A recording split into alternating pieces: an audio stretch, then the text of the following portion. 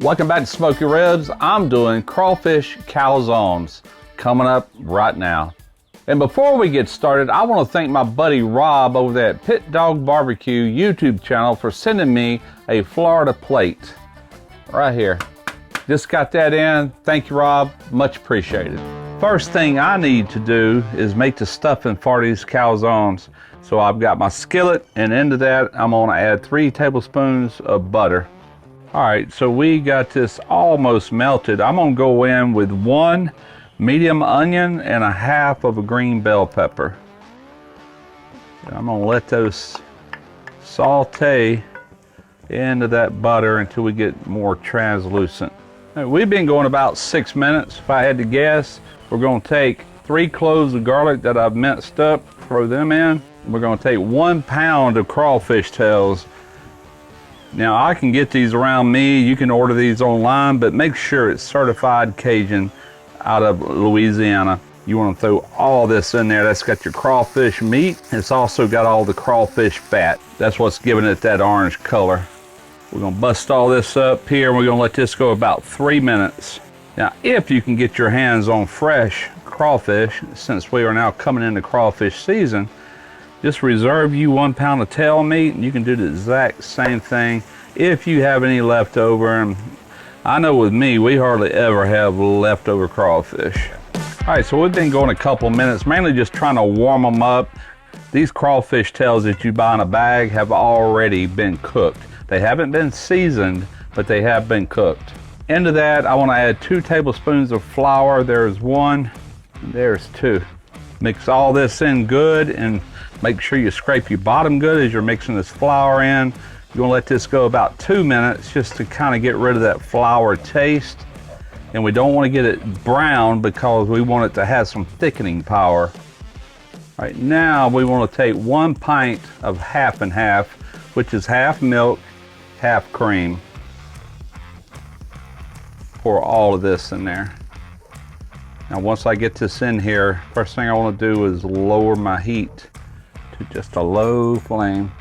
Give all this a stir, let it come back to a simmer, and that's when the flour, once it's simmering, the flour will begin to thicken this.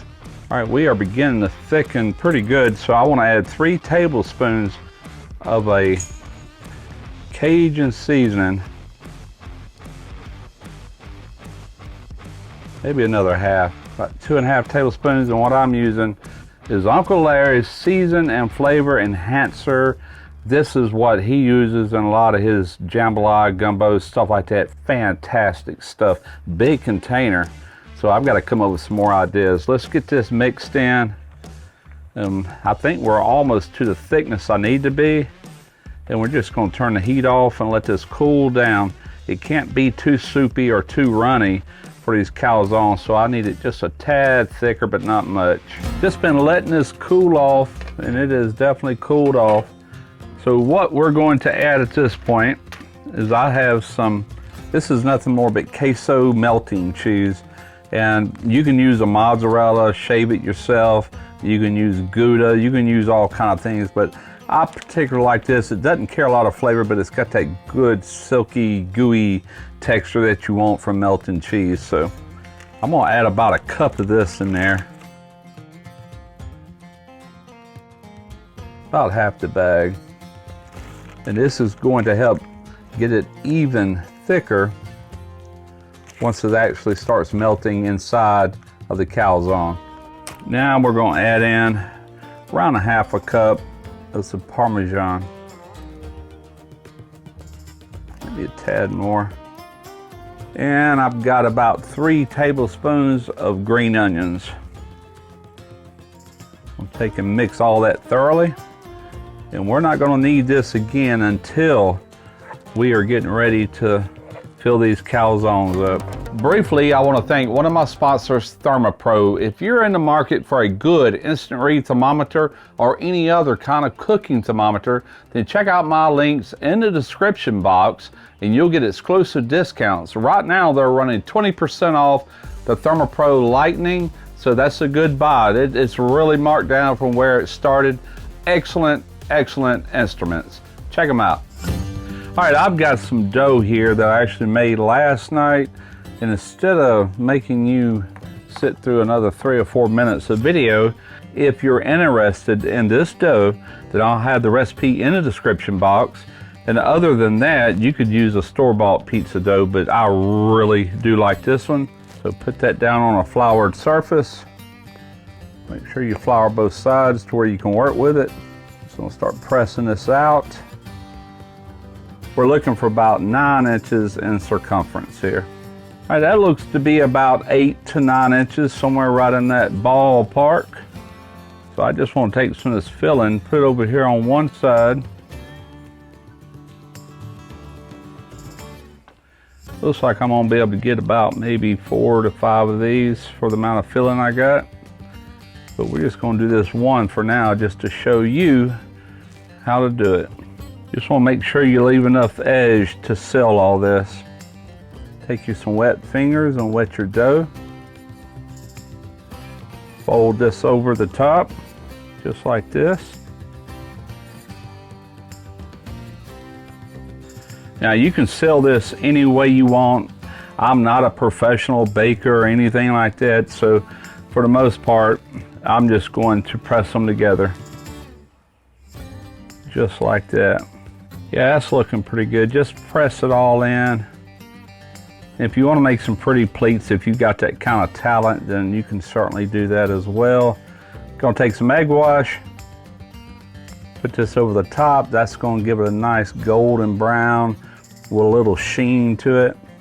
Got our pizza pill here. I'm just gonna take and put a little bit of flour right in front of it, just like that. Kind of lift this up a little bit. Just like that. Let's get in the oven. And from here, right onto the deck. Calzone number 1. We are looking pretty good. Only been on maybe 4 minutes. Even that. I'm running about 550 degrees on the deck. It's a little hotter than that when I first went in, but we're leaving the door off to kind of control this heat. So 550 right on it. That's looking pretty good. Let's take a look.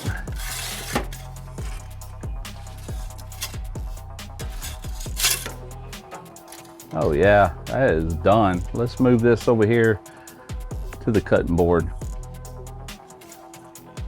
There we go. All right, let's let it cool off a little bit. We'll give you a taste.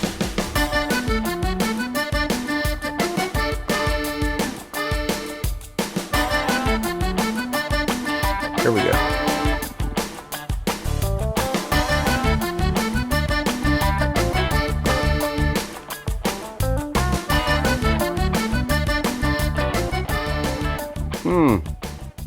That dough is so thin, but it's got great structure. That's the reason I use high protein dough like that. It's just, it's got a really nice dough and crust.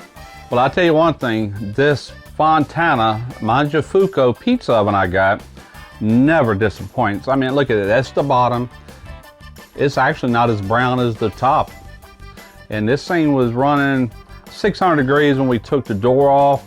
Left the door off and it found its place around 550, fantastic. Everything is fully heated through, the cheese is melted, fantastic. I hope you give this one a try. And if you don't want to make calzones, then use this filler for other things. This would be good on just a pizza by itself. Like I said, it could be good on grits, it'd be good in rice. It's good all by itself. Hope y'all enjoyed it. I'm Russ Jones with Smoky Ribs Barbecue.